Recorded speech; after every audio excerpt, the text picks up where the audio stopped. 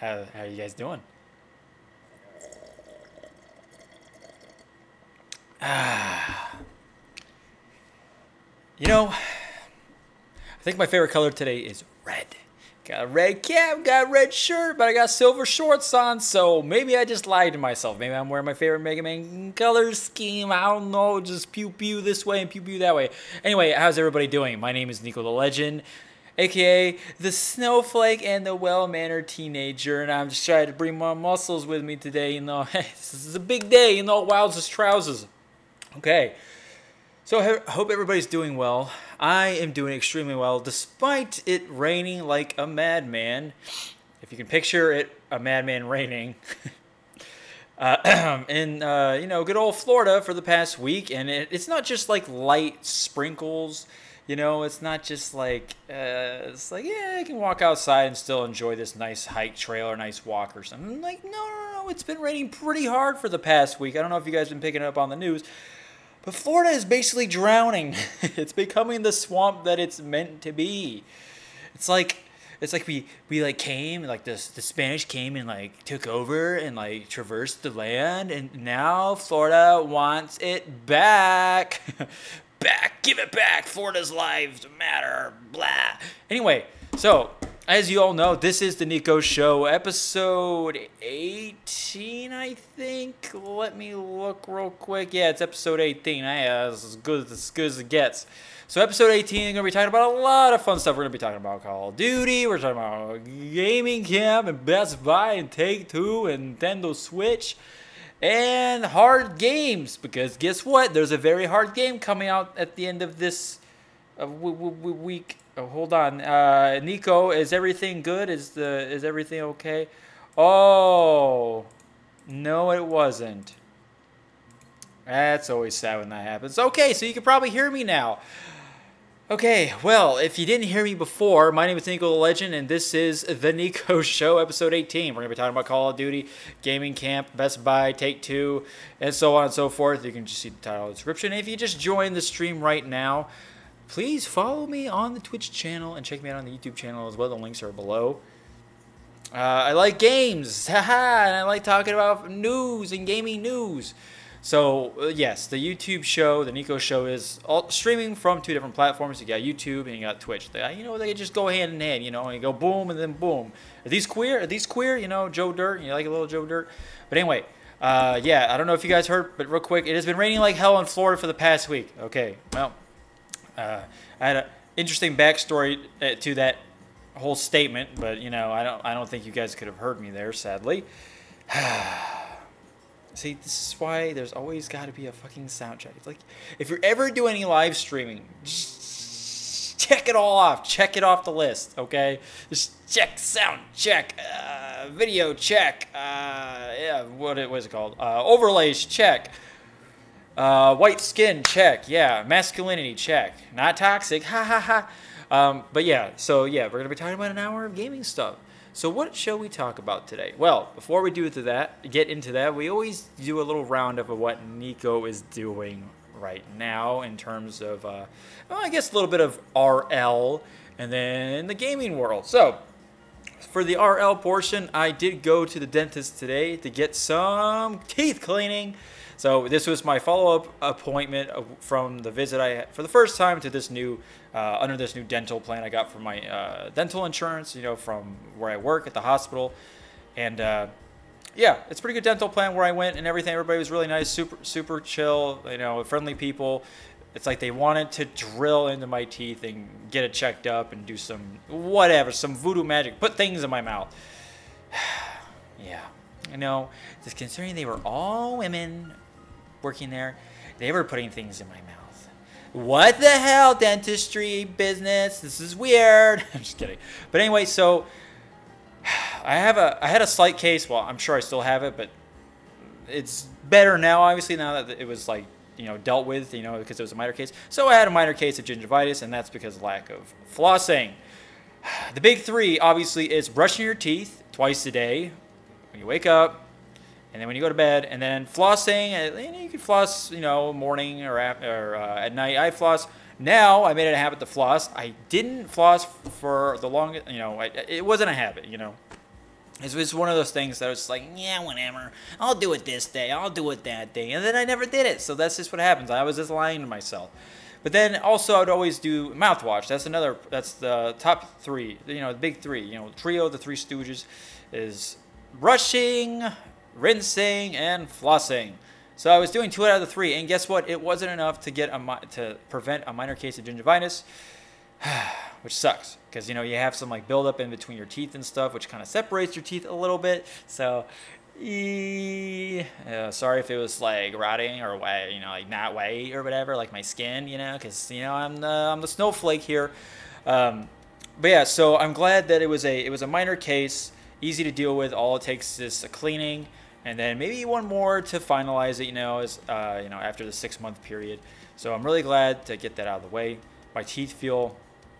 You make a habit of like licking your teeth after you get off the dentist. You're like, and it was it's no joke, So I'm excited to do that. Yeah, like I said, I have pretty good dental insurance. Didn't have to pay that much. Let's say without the insurance, the whole dental plan would have been like $600 something. But with my dental insurance, I won't tell you. None of your business. Hey, you know what I'm saying? Hey, I want to. It was total of $154, and I didn't have to pay all of it on my first visit.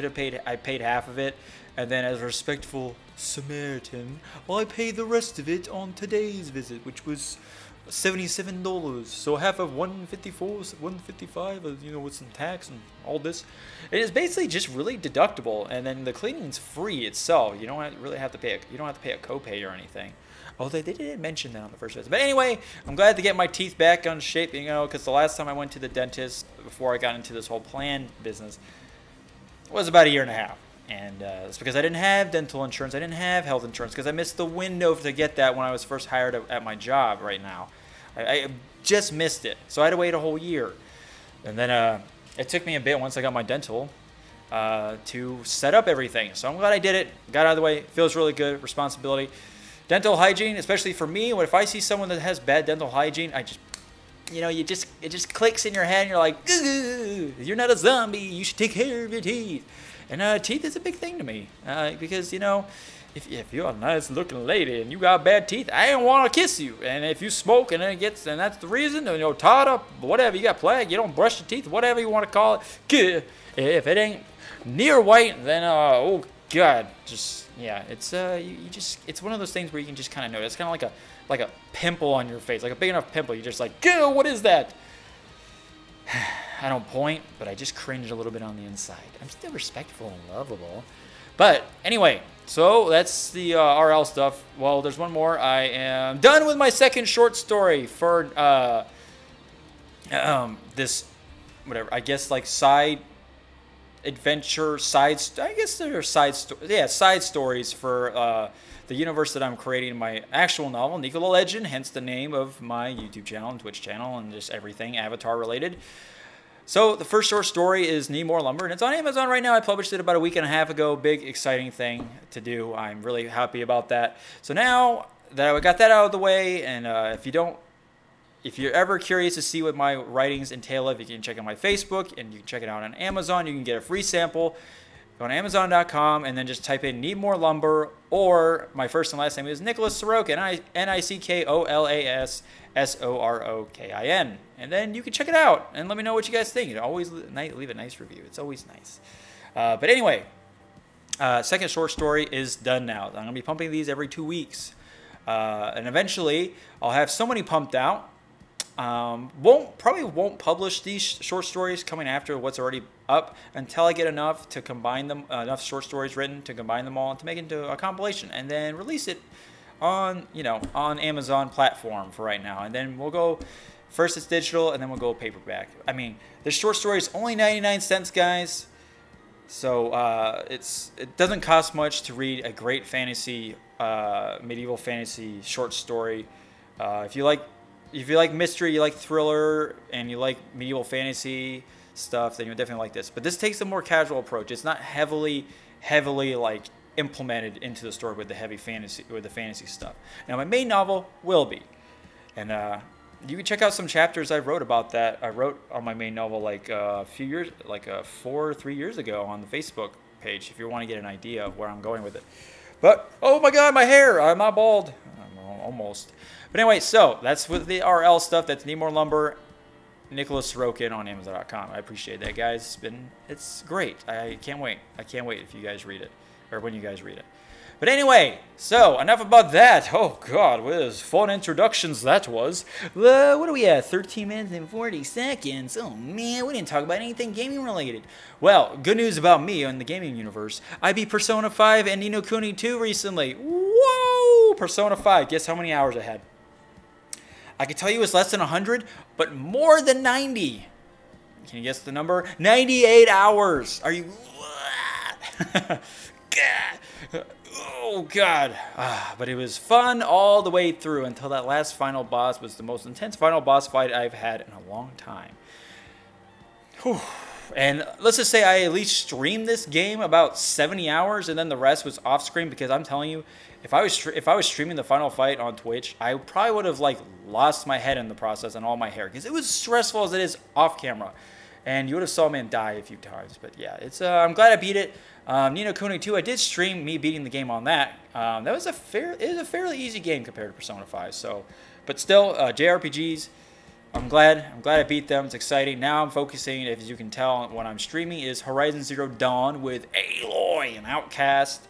And then and then not streaming, I'm playing God of War, which is literally one of the best games I've ever played in my entire life, and it is a fantastic game. I am a little bit over halfway done, so I can't wait to play it again. And I hope that it has a new game plus, so I can beat it on the hardest difficulty and stream that playthrough, because that would be really fun to do. And then, yeah, can't wait to get Dark Souls remastered. Now, I know there's been a lot of controversial stuff about that, because it's like people say it's a crappy remaster, and then that's one side of the argument. And then the other side of the argument is that it looks great, it runs smoothly, and I've seen some comparison videos of it. Now, a remastered, it just cleans it up, it makes the refresh rate higher, it makes higher, it has a little more tech to it, because like you play it on 4K, higher resolution, and like I said, it cleans it up. It updates it, basically. It adds this whole layer of clarity and fidelity. And sometimes it can make it or break it for a game, because sometimes when you clean a game up maybe a little too much and make it too clean and take out some of the grittiness, like some people are saying about this remastered, can really show its true colors. But maybe the game didn't age well. I don't know. Some people can see it like that, because it is like a 7-year-old game. So I don't know. Some remasters are good. To me, remasters, I like remasters, but I hate it when people do lazy remasters, like the Chrono Trigger port, the Secret of Mana, and then you got Dark Souls remaster, and then you got, the Last of Us remaster was pretty good, nice frame rate and all, and updated resolutions and all that. But I do understand, though. It's just like, it's a nice way, it's an easy way to earn money, because, true diehard fans will buy it. But what's great about this remaster of Dark Souls is that it adds more multiplayer components, minor tweaks, higher resolution, especially for consoles, because consoles, Dark Souls 1 was god-awful, especially anybody who's a fan of Blighttown. And then on PC, you would have to do some mods in order for the frame rate to be good, at least 60, but now you won't have to worry about that. And if you're on PC and you had the Prepare to Die edition on whatever site, platform, maybe Steam, you get discounted at half off. Original price is $40, but now it's $20 if you got it on PC. Sorry, console owners, but that's just the way cookie crumbles. Just like Skyrim Special Edition was free. It should be free, because it's a 7-year-old game and a remastered. But you win some, you lose some. I would spend $20 on this, because I love Dark Souls quite a bit. I've never beaten the first game. I beat 2 and 3, and those games were pretty fun. 3 was just amazing. I love 3, but the first game, it's going to be good. It's going to be good. I'm going to have fun. I did play a little bit of the first game, but the frame rate was just terrible on Xbox. Like, I couldn't even play it anymore. And I tried playing it on PC, and I didn't have the mod to make it 60 frames per second. But okay, so that's coming out this Friday. So anyway, let's get to the new stuff. Oh boy, 18 minutes of introductory stuff. Let's see. Well, This is the NIKO show. You know, it's tough love. You know what I'm saying? I'm wearing a MAGA hat. I'm kidding. It's a Mario hat. Jeez, people. Don't hate me. Anyway, so the first article already triggers me. And guess what it's about? And this will probably trigger you too, because this might have polarized you just as bad as Battlefront 2 and The Last Jedi. So we started off with Call of Duty Black Ops 4's PC version. Hello, No Name. How are you? Look, I'll do a little wave at you, my friend. Daniel-san, you know, you wax on and wax off, right? Or which way is it? How you doing, buddy? Appreciate you stopping by. Enjoy the show. Anyway, so Black Ops 4's, okay, that's too many plurals. PC version is exclusively on Battle.net. This is the first Call of Duty game on Battle.net. Looks like we're getting another shooter joining the roster of Battle.net. You had Overwatch, you had Destiny, you now have Black Ops Call of Duty. I don't know what accent that is, so I apologize.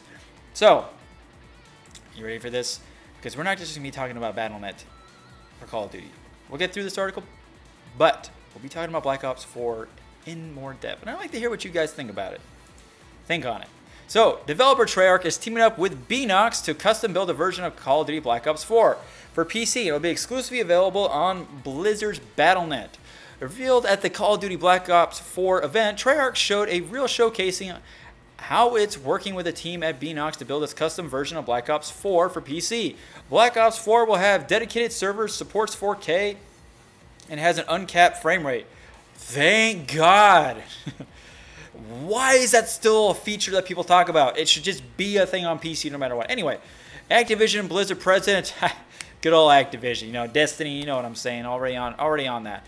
President and COO Cody mentioned the company was investing more resources in Black Ops 4 on PC earlier this month. Beenox previously worked on Call of Duty Modern Warfare Remastered and Black Ops 3's 360 and PS3 versions. Black Ops 4, or Black Flops 4 is out for Xbox One. I know that's not a porn slang. PlayStation 4 and PC on October 12th. So, if anybody's excited and they use the Blizzard platform to like the highest degree, because you know there's a fantastic game building like Warcraft, StarCraft, Warcraft, Overwatch, Destiny, Hearthstone, Heroes of the Storm. There's a lot. It's becoming a bigger and bigger platform. Man, Activision Blizzard now just wanting to do Call of Duty now, because Activision used to make Call of Duty games, and I don't know if they still do, correct me if I'm wrong. But let's talk about Call of Duty 4 itself. Okay, there's no single player. If you haven't already figured that out, there is no single player for Call of Duty. We just drink and let that sink in for a bit. Yeah, there's no Call of Duty single player. The first Call of Duty ever to not have a single player. And you know what it's going to become? You know what it became? It became their my nose itches, I'm sorry. Their poor excuse of, you know, not making a story, not putting in, you know what they're going to do? Adding stories to special characters that are in the game that you play during Battle Royale. They'll have their own missions and special things they do. But there's no, like, singular narrative. I don't know if these guys combine their stories or it's, like, different parts of a story. I have no idea, really. All I know is that they said this is their take on their storytelling. And, yes, it's going to have a Battle Royale mode. How exciting. Because, you know, how long did it take for these guys to not make the same Call of Duty game over and over again? Because guess what it was doing for them? Making them lots of money. And of course, Black Ops 3 was one of those big time shooter games that utilized loot crate boxes. And we all know how much we love that. It's just great how many loot box shit was going on around that month. Yeah, loot crates in Battlefield 1, same time when this game came out, and then loot crates in Titanfall 2, although you didn't have to pay. Titanfall 2's microtransactions was purely cosmetics like Overwatch, but still, it was still in the goddamn game because it's EA. But now, Activision, Blizzard, or whatever you want to call it, and Call of Duty itself is just going with the Battle Royale format. And I'm sure, I don't even know if it's going to be played. It's going to be most likely first person. We all know that because that's just the way Call of Duty has always been. But now it's just going to go with the same easy money, get rich quick scheme that a lot of other companies have done. But, you know, like Fortnite. Guess what? Fortnite used to be a tower defense type game. Now it's a Battle Royale, completely separate. PUBG, Battle Royale as well. And then you had, what was that one? Hold on a second. Let me look at my YouTube channel real quick. I have it. Oh, Radical Heights. That's what it was. That's what it was. It was bought by Bosky Productions. It's like Cliff Pazinski made it. Again, you know, the head honcho for Gears of War 1 through 3. Yeah, not Judgment. So yeah, a lot of big time shooters are gonna be doing this now. I wouldn't be surprised that Destiny eventually does it too, because Activision knows it's gonna make them a butt ton of money. So this definitely has to bother a lot of people. But considering that the past 2 generations of Call of Duty games haven't been really that good, and you could even go past 3 generations. And when I mean not good, I'm talking about like multiplayer wise. I don't know why people didn't like Advanced Warfare.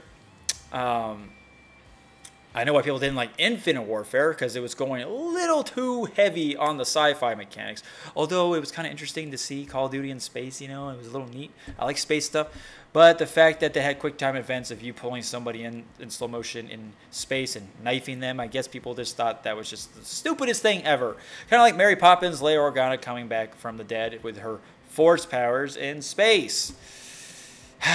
Anyway, it was just pointless to do. So Advanced Warfare, you know, I thoroughly enjoyed that. I liked that game. It was fun. You know, it was as far as they should have gone with like the whole mecha and like augmented stuff and futuristic stuff. And then they went too far in Infinite Warfare, and then of course the trailer was the most disliked video on YouTube. Probably still is, no doubt. And then obviously, you know, the Modern Warfare remastered fiasco you can only get it if you got it with Infinite Warfare. So that polarized a lot of people. That divided a lot of people, and that's always a damn shame. And then Black Ops 3 had some running mechanics, some Titanfall mechanics, you know, running on walls and all that, but it utilized loot crates like mad, like crazy, spending real money and all that. So it took away the immersion on that. And then you had one of the most worst, not even like historically accurate Call of Duty games of all time was the World War II Call of Duty game that just came out. And I'm not going to sit here and ridicule it, but you can just look up Act Man's video on Call of Duty World War II. I'm sure a lot of you have seen it, considering it has over 2 million views. If you haven't, you should check it out, Act Man Call of Duty World War II. And yes, I played it. I played the beta. I know a beta isn't the most efficient way to completely judge a game, but I just didn't like it because level design, you know, everything about it. I just didn't like how historically inaccurate it was, because, you know, it just wasn't good. It just wasn't good. But anyway, that's just my opinion. So if you liked it, you like it. Whatever, fine. You like spending loot crate money, getting the same crap and loot crates over and over, the same pistol skin, or the same pistol, barely any weapon customization, barely any gun unlocks, barely any character classes or spray paints and all that. Fine. If you like a half-baked game, that's fine with me. But to me, and for a lot of people, the fact is Call of Duty hasn't been seeing any good shine for a while. Some people have a stale, you know, it's got a lot of stale taste in a lot of people's mouths. So Black Ops 4 coming out as a battle royale with no single player. Death to single player games. Fuck you. And Treyarch was the company that was supposed to make a good single player games, because the Black Ops series had a lot of good single player games. Like Black Ops 1 was probably a lot of people's favorite campaign. I never got a chance to play it, but I know a lot of people liked it, you know? I mean, God, like, what is it coming to these days with developers? Like, multiplayer online games. It's like, it's crazy, like, shooter game-wise. Like, it's just insane that, you know, like, okay, I understand if your game starts off as a battle royale. Okay, that's fine, like PUBG. It doesn't need a story, right? But when you're a company like Treyarch that's always been known to make pretty good campaign games, and now they're not doing it, it kind of really betrays the fan base.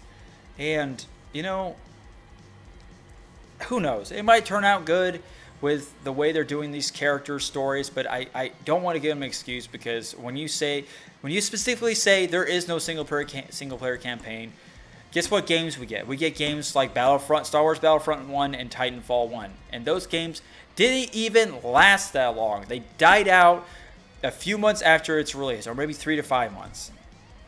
And I bought every single one of those games. And I feel stupid for doing it, but that's just the way it is. It's just the way it is. People want to see that stuff. People like single player. Not everybody wants to only play a multiplayer, damn it. Jesus. I mean, that's why PUBG was only a multiplayer game, because it only wanted to be one. And it was their first game from Bluehole, for that type of genre, or whatever, that type of game they were going with. So that's what they wanted to do. It's good to set standards and inspire other companies, to give them ideas, but it's just ridiculous. It's just ridiculous when you take out what made the franchise as it is today. Its soul is basically gone. It's not gone. It actually just shifted into money grabbing thing, the easy way, the get rich quick scheme. So that is the take on Black Ops 4, but it's coming out on Battle.net. Aha, here we go. Okay, that's fun. Okay, next thing. All right, so on a little positive note, Staunton's Greater Good Gaming Summer Camp teaches kids to give back. So, how do you teach kids ages 11? If you can't read it, I do apologize. That's why I'm reading it to you. Ages 11 to 14 years old, how to give back to their community. Well, you give them a week of extensive hands-on learning to shape what they love into something that is healthy, productive, and purposeful. And then pick a local charity and let them host their first fundraiser. Fundraisers are good, unless it's for serial killing, or you're trying to cut people's top of their gums, the top of their mouth, roof of their mouth, with peanut butter crunch. Yeah, you don't want to fundraise that. That's really bad. Okay, so the Greater Good Gaming, here's their message, or their purpose, or their mission, wants to teach kids who love playing video games how to do so in a way that helps their community, and have launched their first summer gaming camp. We really wanted to have an educational component for what we do, says G3's founder, Tony Robertson. Tony Robertson, how are you there? So we partnered with Staunton Parks and Recreation, who said, how can we help? It's pretty nice. G3 Summer Camp runs June 25th to June 30th at Staunton's Nelson Street Teen Center. The camp is geared specifically to this age group. Okay. Robertson explains, because this is an essential age to shape their gaming in a healthy direction and teach them skills they can apply someday in the professional world. The rite of passage, puberty. You understand what hormones do to you? They do a lot. At the end of the week, the kids will host a fundraiser for Blue Ridge CASA. Wow, I really need to. Oh, SA. No, I'm not racist. They will set it up, choose and create activities for the public, interact with those who participate, and talk about why they are there. That's pretty nice.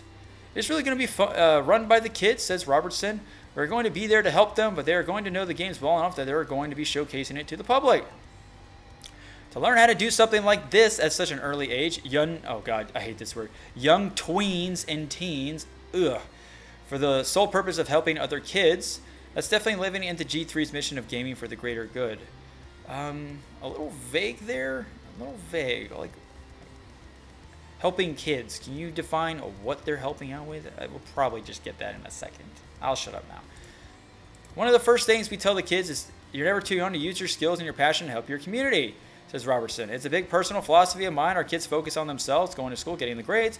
For about 25 years, it's me, me, me, me all the time. We want these kids to know that right now, 11 years old, you can absolutely help these kids in the foster system. Sharing is caring. The summer camp program, here we go, teaches teamwork, problem-solving, communication, creative thinking, determination, and grit, sportsmanship, and ethics, and basic game development. In today's tech world, these are very career-friendly skills. They are. It's a tech era we live in, and it's definitely good and bad. Programming is one of the most sought-after skills that I know, says Robertson. Everyone I know that went into IT or engineering were drawn to it because of the initial interest in game design. It puts you on the trajectory that teaches you certain skills that are highly marketable. You gotta love capitalism. During camp, kids will learn how to design their own games, which will become apps they can share with friends and family. No babies. While G3's summer program teaches basic game design and programming, if campers get an itch to learn deeper programming, they will offer advanced courses down the road. Okay. Camp runs Monday through Friday, 8:30 a.m. to 5:30 p.m. with a charity event on Saturday, 9 a.m. to noon for Casa and Gypsy Hill Park Gymnasium. The program is about 50 hours with one staffer to every 4 kids. That's pretty nice. We are working on some intense skills, says Robertson. We are learning these games, how to code, programming. We have a lot of cutting-edge electronic equipment and virtual reality. In this 9-hour day, they play about 2 hours of video games. There's a lot of thinking and working and strategizing that's embedded into the program, explains Robertson. We never have kids sit for more than 20 minutes at a time before they have to get up and stretch. We have a whole series of silly games to get them moving. The camp also has a lecture series during the week where they talk about serious issues of gaming, like gaming addiction, and how to combat it. I like that. I want to see kids whose parents are like, my kid never stops playing games. What do I do? So Robertson, we want to help the people who need it the most, which is good. Because a lot of times parents can be helpless because they don't know what the hell to do when a kid is addicted to something. It's a true thing. It's a true thing. But Robertson says the lectures are also discuss the good and fun stuff of gaming and how to balance them in a healthy way. So, to learn more or to register, visit g34charity.com. Well, by all means, programming and computer science or engineering is definitely something we always need, especially in this day and age, because, hey, I want your kids, I want you students, I'll just say people, you people, to get a degree in something you really are passionate about. And if gaming is one of those things, why not expand on it? Why not go into game design? Why not do graphic design, 3D models, or concept or artistic type stuff like drawing, painting, sketching, animation, programming, networking, any of that stuff. Any of that stuff that can help bring like the tech community together and keep it together.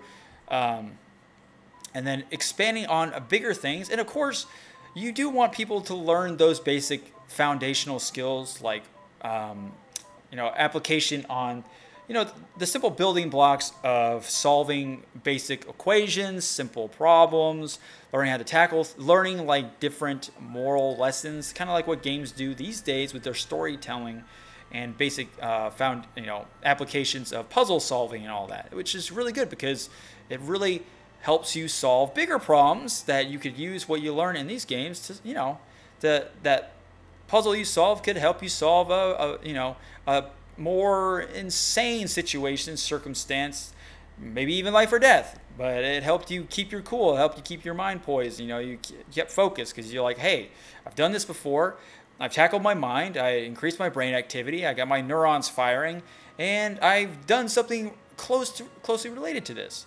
And I mean, you can take computer science to almost any degree and use it for something. Like in the medical field, you can definitely do it because they use a ton of technology and they need that technology running and they need a program to run.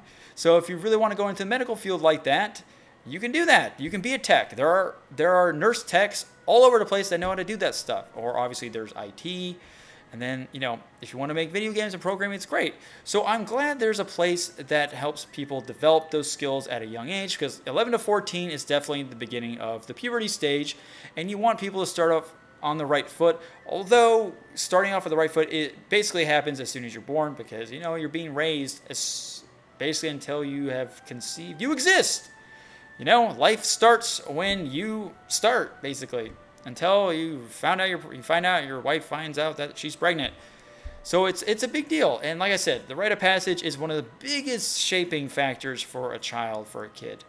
So it's nice to have people to have them sit down, teach them how to not be addicted, and not even just video games, just technology in general.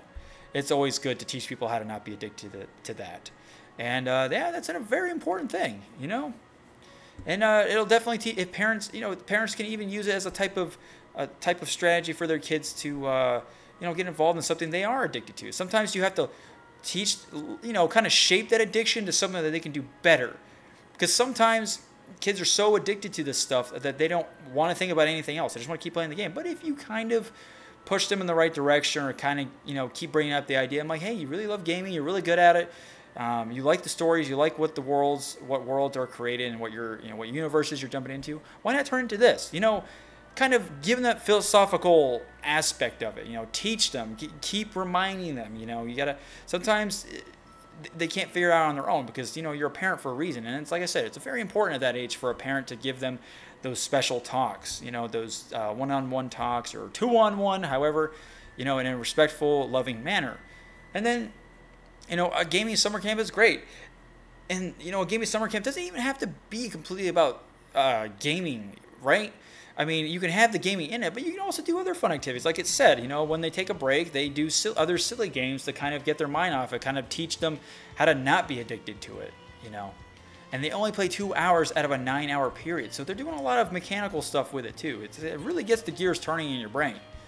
So, yeah, and when you use this type of stuff for good, it's gonna do good things. So it's pretty good. It's pretty great. So I hope something like this furthers it. Because video gaming does get a bad rap because people see gaming in a negative light because violence, sex, guns, pornography, nudity, whatever controversial crap that people try to come up with in the political world, and obviously they're always debunked because gaming is basically the effect. If a kid goes up and, not to get too controversial, if a kid goes up and shoots a school and you blame it on gaming, well, the gaming is the effect. The cause was bad parenting and, kind of being abusive to your kid to begin with and making them have resentment, not helping them grow up into the proper person that they should be, or basically to the point where they don't shoot people up in a school. And then if you're going to be a parent that blames it on gaming, I'm like, no, that was just the effect. That was just the effect. The cause was, psychological stuff that happened before that.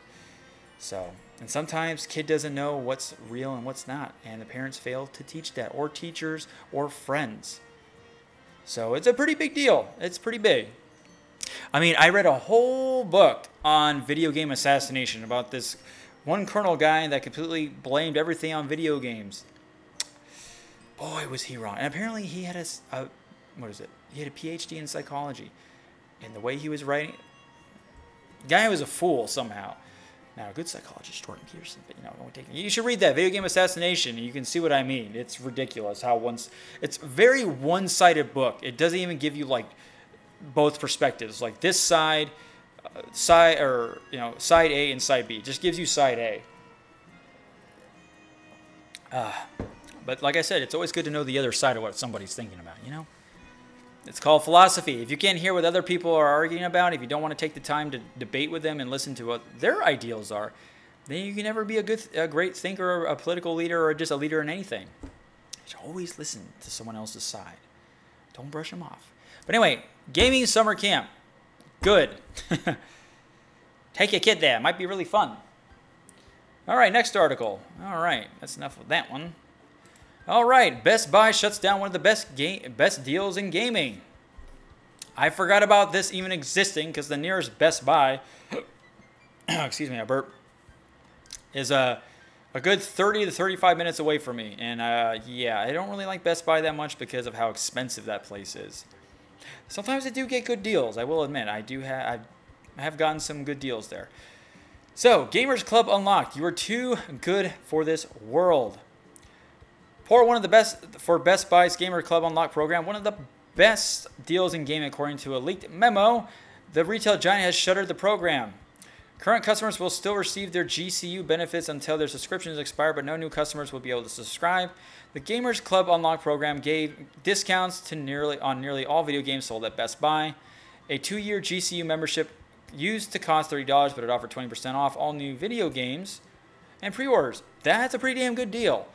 Kind of like Amazon Prime, they sometimes have that if you pre-order it. Members also save 10% off used games to receive extra 10% in trade-in credit. It'd be really nice if GameStop had that all around too. It's just certain games. The memo reads, for a variety of reasons, we have decided that our Gamers Club programs will be not accepting new members. This includes both the free Gamers Club membership and Gamers Club Unlocked GCU. Current members will continue to receive their benefits, blah, blah, blah. And then this afternoon, POS will stop promoting enrollment, and employees should no longer offer Gamers Club Unlocked to new customers. You lose. While the company has made no public announcement, numerous Best Buy employees have confirmed the memo is real.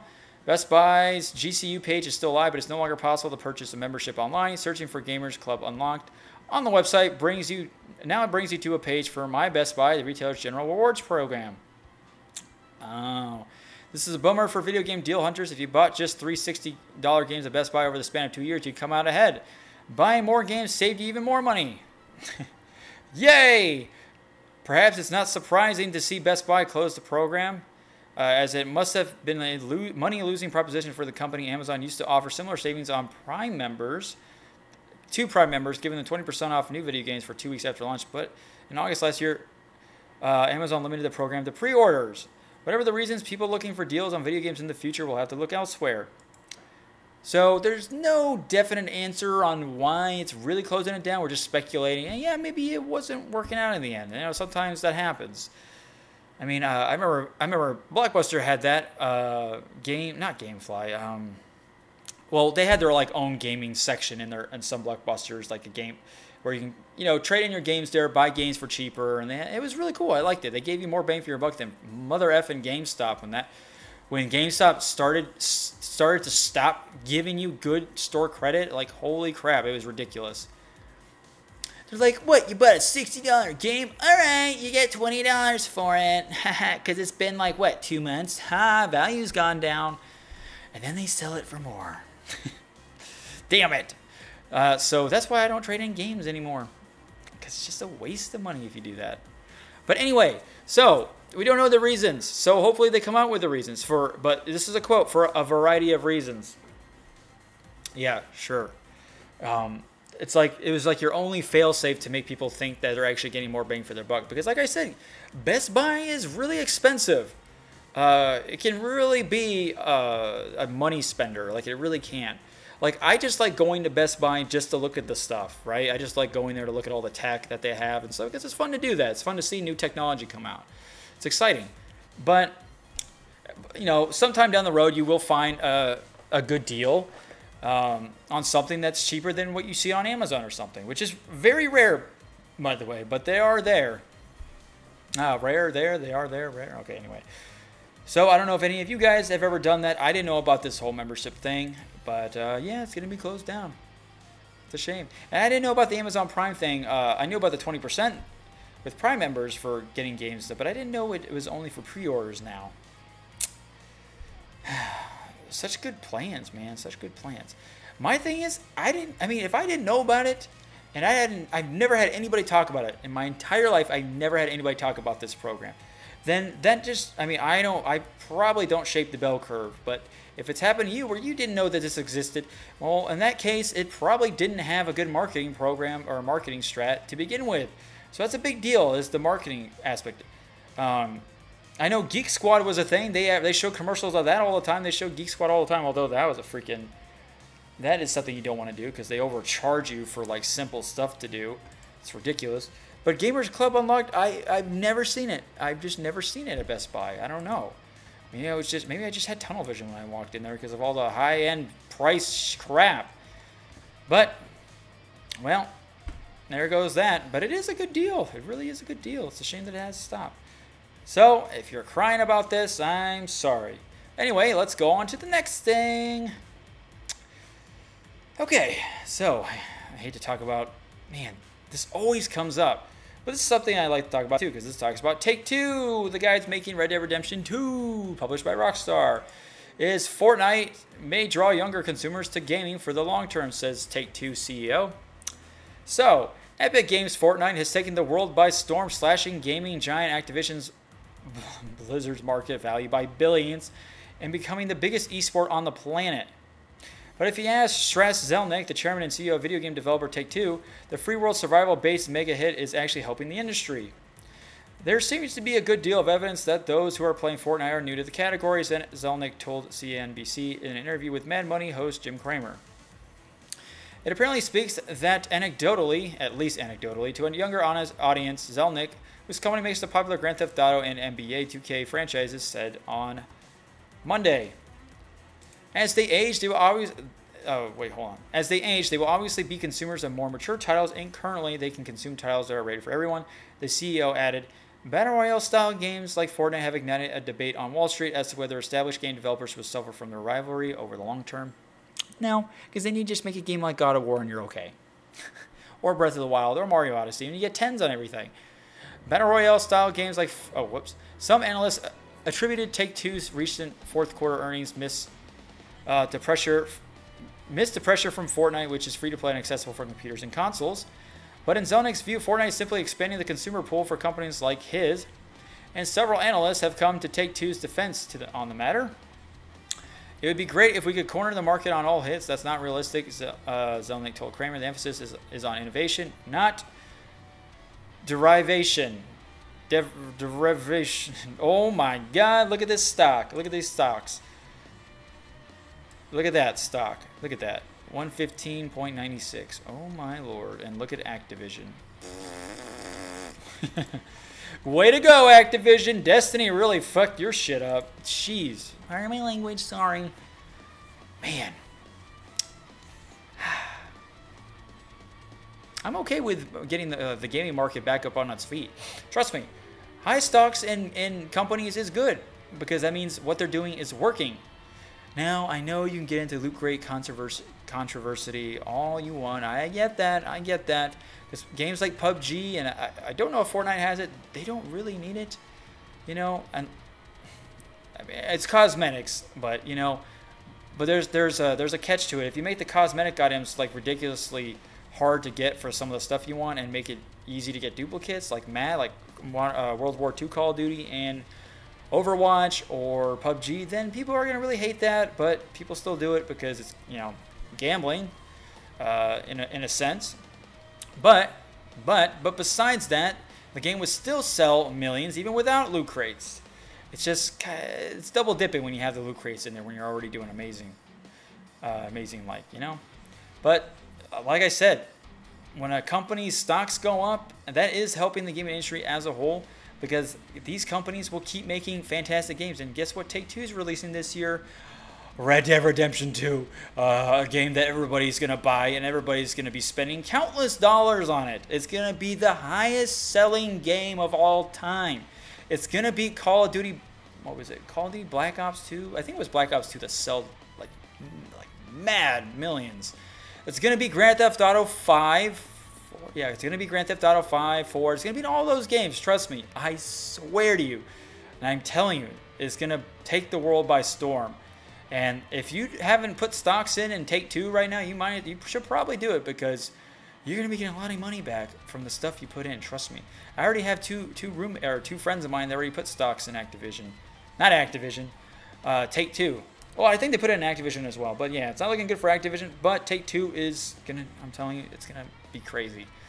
But yes, you do want games to sell well. You do want games to keep going, keep having a good lifespan, because it's going to teach others the value of, hey, why isn't my game selling as much as them? And I'm talking about like EA, for instance, and Activision, because they're making games with no bullshit in it. Besides the cosmetic stuff, but still, the gameplay is where it matters. Now, Destiny gameplay is really fun, but you know, the same people have problem with content issues related stuff. And then Battlefront 2 failed to live up to expectations because of loot crate controversy and gambling. Same thing with Shadow of War, Shadow of Greed, and then, like I said, it just AAA title is just bad. But Take-Two, is Take-Two like a AAA game developer? Maybe it could be. I mean, they don't make games left and right like Ubisoft and what's it called? EA, sorry.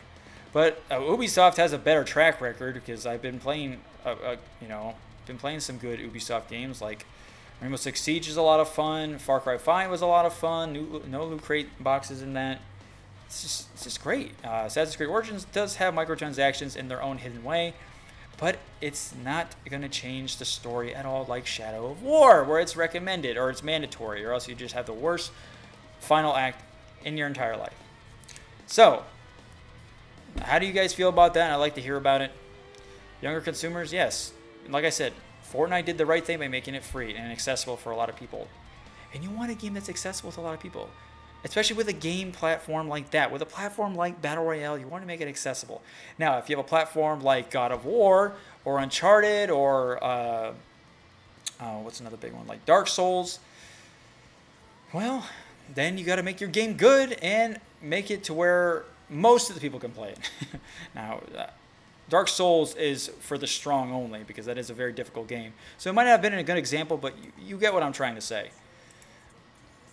But yeah, but those games are good, and people put a lot of time into them. So sorry EA, sorry Ubisoft on some Ubisoft games. Sorry Forza, sorry Microsoft with shitty Sea of Thieves and then shitty State of Decay 2. You guys just suck. So, let's do this last article. Alright, Nintendo Switch getting massive new games launch, but there's a big curse. Capcom has made a very... Wait, is there a subtitle? There's plenty of hype surrounding the Nintendo Switch games list this year, and another big title has been announced, although not all fans will get to enjoy it. Oh, excuse me, I just burped. I just had like a whole thing of pizza. I've only eaten twice today, so I was being careful with my calories as best I can. So, Capcom has made a very big reveal this weekend that we will see one of their recent titles launch on the Nintendo Switch. Without waiting for E3 2018, the big games publisher has announced that Resident Evil 7 will be soon be playable on the Switch console. By the way, that game is terrifying. I beat it and streamed it on PC. Very good game, though. But while this is great news for fans of the hit survival horror franchise, it does come with some big restrictions. First of all, Resident Evil 7 for Switch has only been announced for launch in Japan. No other regions have been mentioned yet. The other notable thing about this release is that it will be a cloud-only game. Okay, the cloud version of Resident Evil 7 will launch on May 27th in 2018 in Japan. As the name suggests, Resident Evil 7 on Switch will require an internet connection to play and will have a very small download. For anyone who is familiar with cloud gaming, a good internet package is required to avoid annoying stuttering and disconnects. So it's basically going to be streamed. Streamed, guys. It's going to be streamed off of a server. The upside is that the game will most likely play like any other version of the game, and its hard work should be done on the other end. According to the latest reports, Resident Evil 7 Cloud version will come with a free 15-minute tryout. Okay, why not just give us the whole demo? Like, what it's called? The beginning hour. The first hour was a perfect demo. According to the latest reports, Resident Evil 7 Cloud version will come... Okay, I already said that. Sorry. It doesn't appear that there's any way to buy the game outright either. Instead, those interested in playing it will play for a ticket, which provides access to the game for 180 days. Okay. This version of the game will include the base game as well as the banned footage volumes as well as the End of Zoe and Not a Hero expansions. It's unclear if this cloud-based gaming for the Nintendo Switch is something that will be expanded upon at E3 2018. There's set to be plenty of announcements, so fans will be interested to hear if there's any possibility of Switch cloud gaming coming to Europe and the United States. Looking at the way this project has been announced, it seems unlikely, although there are plenty of other services that offer the same thing. Resident Evil 7 has reportedly sold over 5 million copies since its original release back in January 2017. I got it on day one for $40. It proved yet another controversial installment in the series, opting to introduce the first-player style for the first time in a mainline release. And thank God, because Resident Evil 5 and 6 were terrible. Well, 5 wasn't that bad, but it's definitely not scary game at all. Not even close to what the first 5 Resident Evil games offered. And Resident Evil 6 was just some poor shit, just everything put together, action. Jeez, I don't even know. It was like a Michael Bay film in a game. Multiple Michael Bay films in one game. It's terrible. But Resident Evil 7 was a nice fresh take. You wanted something to really surprise people with its different narrative and approach, and it definitely paid off. Resident Evil 7 was awesome. It was such a scary freaking game, and I'm glad that it exists, and it's really fun to see a different perspective on Resident Evil. There has been the what's the fixed, I guess the fixed camera angle perspective, the third person, and now they did first person. So I like that. I like that they're trying that, and it paid off. Definitely, it definitely paid off to its favor. So that has been it for all today. I know we didn't get to the difficult video games, but just know that we already talked about one game that's going to be very difficult this Friday coming out. It's Dark Souls Remastered. So I hope you do get it, and I hope you come to my world so I can mess your ass up. Maybe. if you do some bleed damage on me, I might cry a little bit. But just check me out, man. Look for Niko the Legend on Steam and come at me, bros. Or in the world, when we play.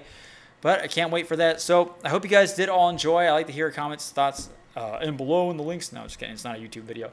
But when this does publish on YouTube, I hope to hear what you guys have to say. And if you did like what you saw today, I appreciate you guys stopping by and checking me out, giving me a chance. And it means a lot to me. So I've been Niko the Legend, also known as the well-mannered teenager and the snowflake. This has been the NIKO Show. It's so nice to wrap it up that way. Oh yeah, don't forget my book on Amazon. Need More Lumber, Nicholas Sorokin. Check me out, man. Check me out how I write things, bro. Okay, that's it for today.